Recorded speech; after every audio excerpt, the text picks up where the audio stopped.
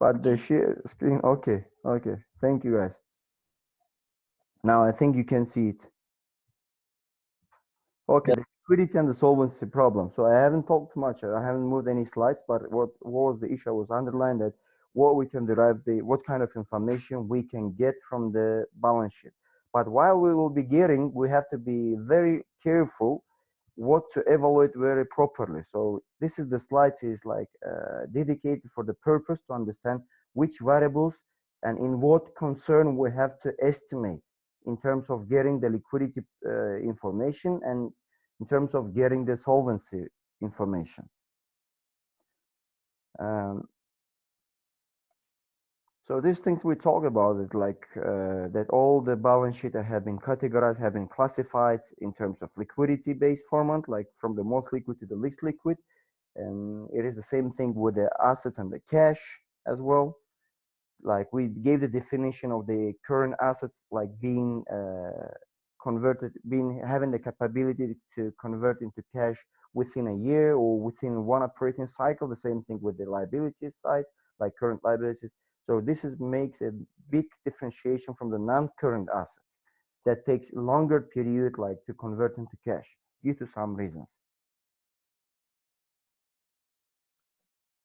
So we said the main point that working capital is the one of the equation that shows the liquidity position of the company. However, when you come up with a too much working capital, like it is, we know all that the working capital is all about the current asset minus current liability. It gives you the kind of picture of how company is ready to meet their short-term demands.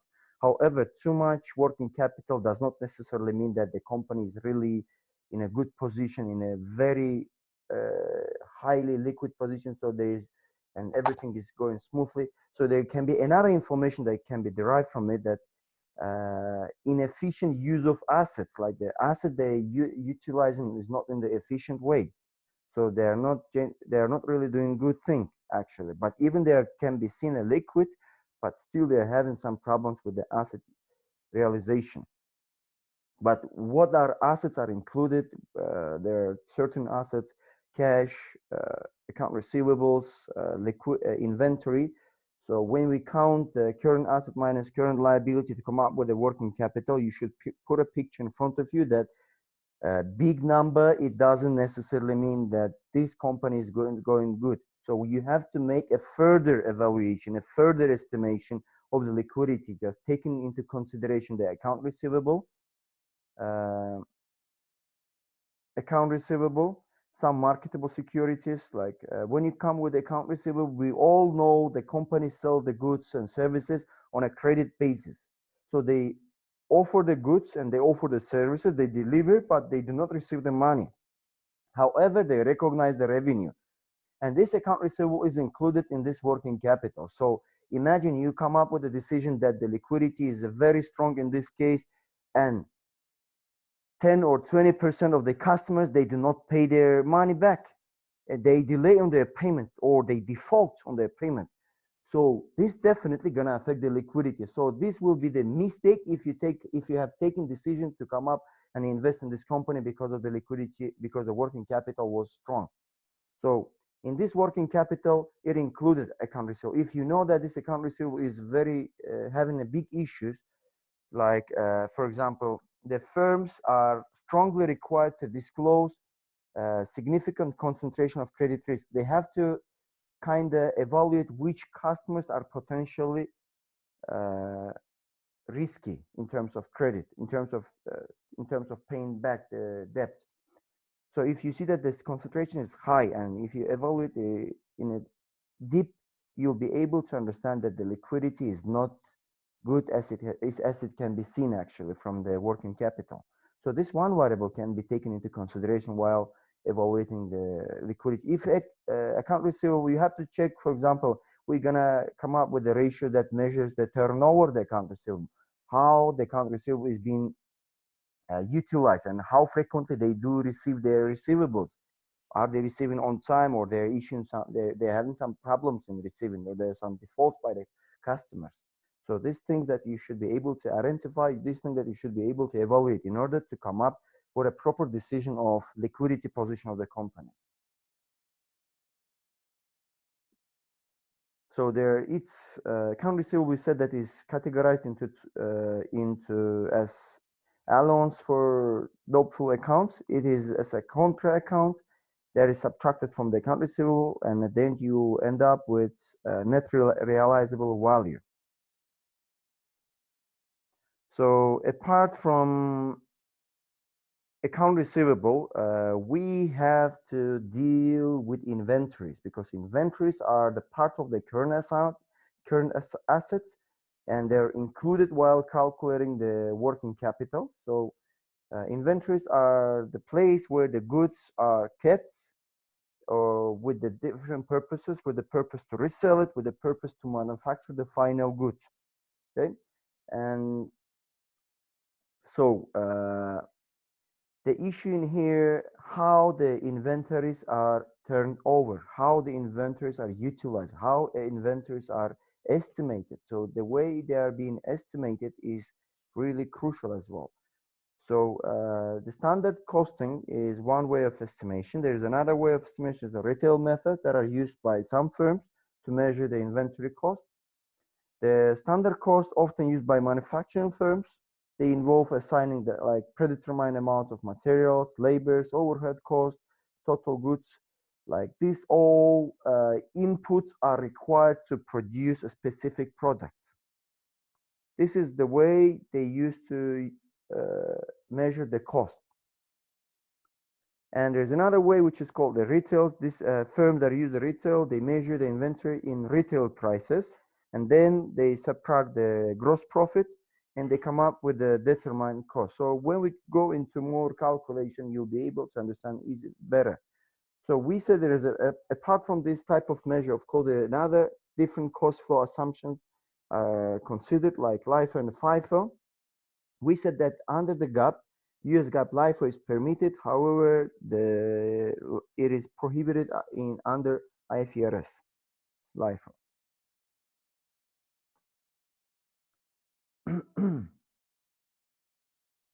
So before we move, I would like to make some points in here about the inventory as well. We said the working capital is measuring the current asset minus the current liability. It just underlined how much money is left after having the current assets and after having some liabilities to the short term. If the higher the number, the better the liquidity position of the company.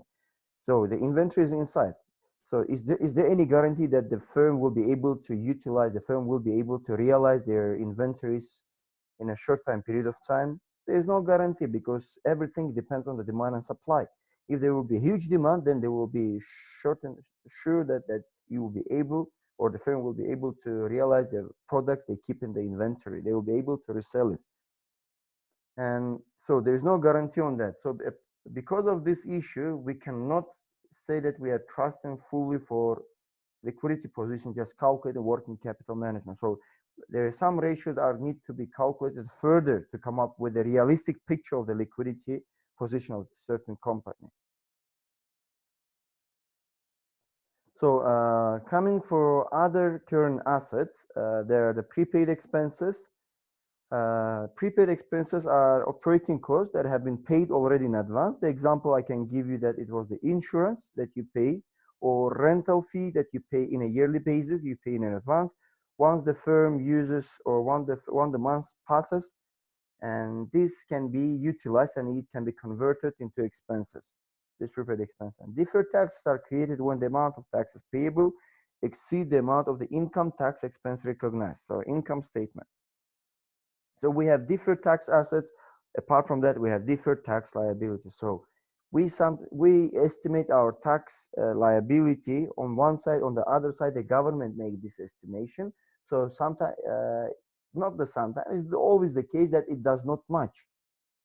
So if our estimation is higher than the government estimation, then we'll end up with a deferred tax. But if the estimation of the government comes up with a higher estimation, then we're going to end up with tax liability deferred. So coming to the current liabilities, are the obligations that will be satisfied within a year or one operating cycle. So these are the obligations. These are that we have to pay within a year. So apart coming to account payable, you all know that these are the amounts the firm that owns to the suppliers for the goods and the services that has been purchased on a credit basis. When it comes to the not payable or current portion of the long-term debt, not payables are obligation in the form of promissory notes that owe to creditors or lenders. So notes payable can also be reported as non-current liabilities if there's a maturities are greater than 1 year. So when it comes to accrued liability, there are many examples that the liabilities that are expensed and that have been recognized in the income statement but are not contractually due, that you have not paid, like the example salary payables are example of accrued payable. So any fixed amount of payment that you face monthly, you accrue them, and later when it's due, you just recognize and you deduct from the cash. But it is in terms of expenses already recognized in the income statement.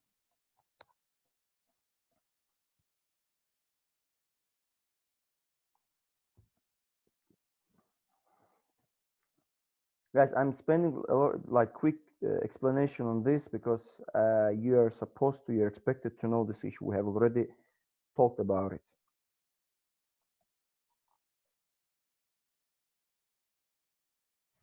And so when we come to unearned revenue, the tax payable are, we can say, are the part of accrued payables. And there is an issue related to unearned revenue, the revenue that is cash collected in advance, however, the goods and services are not delivered.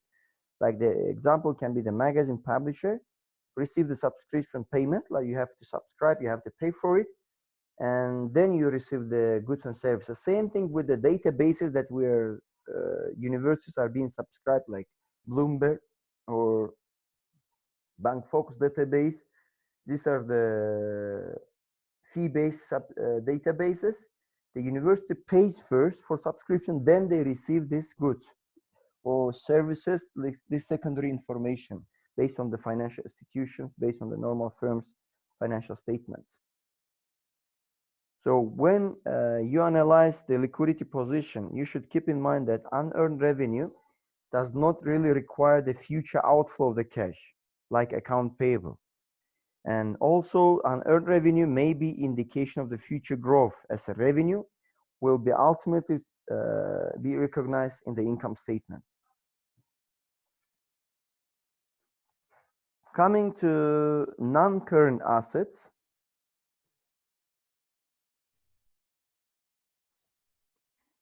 non-current assets, the example are property and plant equipment. They are all tangible assets that are used in production of goods and services.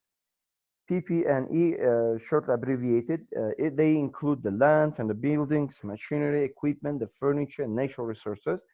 Under the IFRS, PPP&E can be reported using the cost model and reevaluation model, but under the GAAP, only the cost model is allowed. So do you remember at the beginning when I was giving the definition that IFRS is more flexible in terms of estimation and evaluation and classification of the financial statement itself? So these are the examples that, for example, US GAAP is only allowed to do the cost model. When it comes to IFRS, it is more flexible. You can use cost model and revaluation model. Under the cost model, other than land, it is reported at amortized cost. So we know that the land cannot be amortized or depreciated like normal property and equipment are done, because when you buy a tangible asset like machinery and equipment or furniture, they have some useful life, like they cannot exist forever, they cannot give you services forever. So you estimate some number of the years that they can be servicing you, and you according to that you just calculate the depreciation or amortization or depletion or some impairment losses on that, like deterioration in the value, and then you calculate with using the amortization cost. But when it comes to the land, we said the land is not depreciated because the land has got indefinite life, and historical cost includes only the purchase price plus any cost necessary when you get that land to be ready for use to produce something. And for example, you want to run a farm, yes? You want to run a farm business, you want to grow apple, etc. And for yourself to go ahead with these businesses, you have to prepare the land, you have to cultivate the land, you have to add some vitamins, you have to do something to make the land to be ready to plant and to make it grow their apples. Otherwise, they will not be useful to use this land. So until you make ready this all cost that you incur to make your land ready to offer services to use for production, then you recorded that price. So historical price you pay for that land plus the cost that you use it. So also under the cost model, PP must be tested for impairment. Impairment, we mean when the cost or the value of the asset is being deteriorated for some reasons. The asset you hold or securities you hold is deteriorated. So that's why you should, impairment means when it's reduction in value in the asset.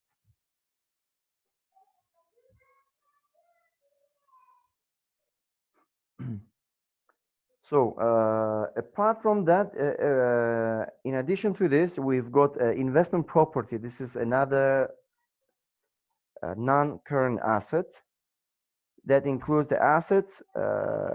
It is done for certain purposes. Like when you buy this property, you make this investment for, let's say, for two purposes. The first one is rental income. You want to rent this property and earn on that. Or for capital appreciation, you buy it and you keep it, you think that it's going to be appreciated, and you just resell it with a just markup. So US GAAP, this is US GAAP doesn't have a specific definition of the investment property, and the IFRS investment property can either be reported at amortized cost or fair value. In fair value, it's a market value that is updated always. Like investment property cannot be treated as you're treating the property and equipment, because investment property, you bought it with purpose to earn the income and later to resell it. So that's why it is better to use under the fair value. So under IFRS, they're all using mostly or at fair value, which means that property is always being updated, the value of the property. So intangible assets are non-monetary assets that they do not have any physical substances. Securities are not considered as intangible assets. Intangible assets are either identifiable or non-identifiable. Identifiable can be acquired separately or result of right privileges that comes to owner. The examples of identifiable intangible assets are patents, trademarks, and copyrights. But when it comes to unidentifiable intangible assets, they cannot be acquired separately. They may have unlimited life. And the best example of unidentifiable intangible asset is the goodwill. And do you know what does the goodwill mean? Yes, it's when the customers trust the company enough to buy the product or use their service, for example. It's an intangible asset. Anyway, we're going to have the example on the goodwill. Tomorrow, it's kind of measurement. It's kind of that measures the reputation of the company, we can say, the goodwill. And it is evaluated, it is estimated only when you acquire a certain firm. And that time the goodwill can be estimated.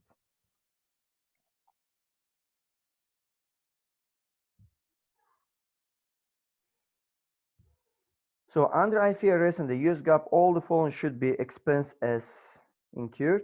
So the startup and training costs, administrative overhead costs, advertising and promotion costs, reallocation, reorganization costs, and termination costs. Some analysis should choose to eliminate intangible assets for analytical purposes, specifically like goodwill, because goodwill is in excess of purchase price or the fair value of the identifiable net assets that is acquired in a business acquisition. So let's look at the example which is given next slide.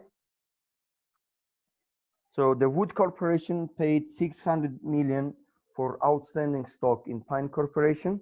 So at this acquisition date, the Pine reported the following condensed balance sheet. So the Pine Corporation have got the condensed balance sheet here: current assets, plant equipment, goodwill, liabilities, and stockholders' equity. One more question. Do you have any idea what does the condensed balance sheet mean?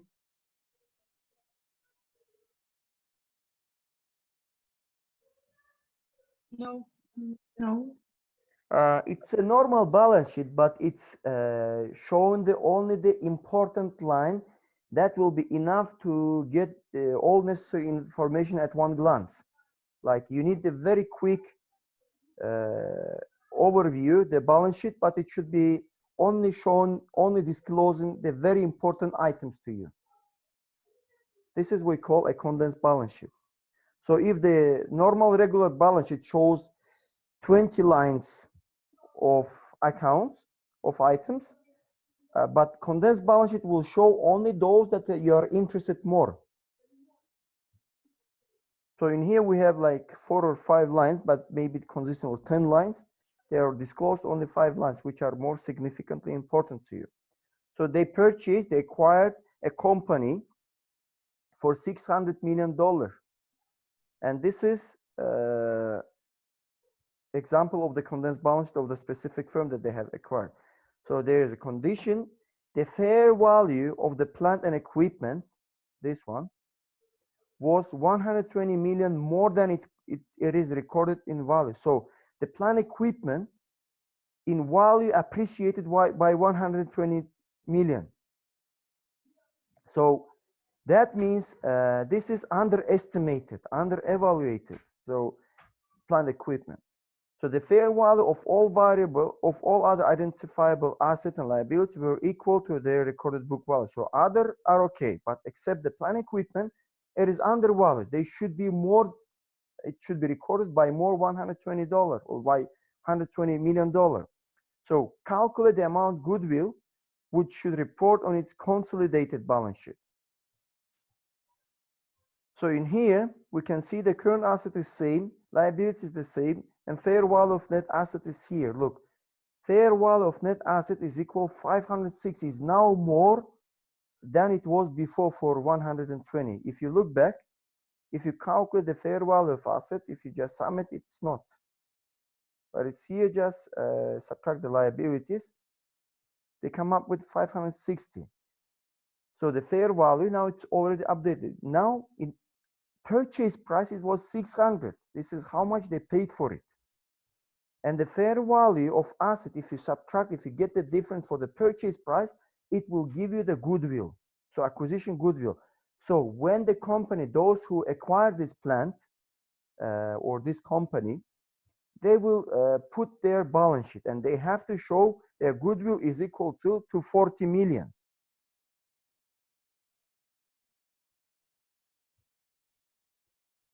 So in this case, if you calculate assets to get the equity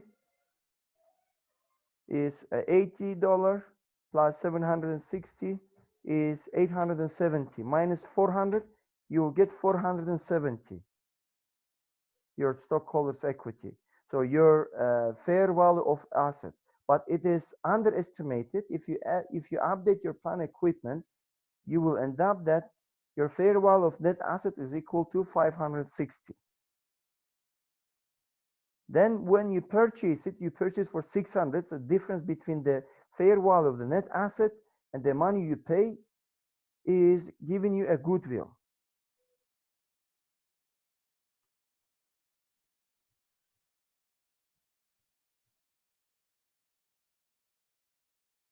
Professor, can you please go back one slide? Yes, please.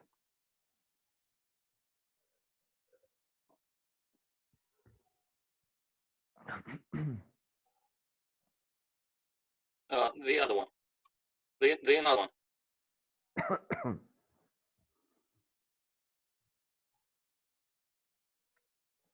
Sorry.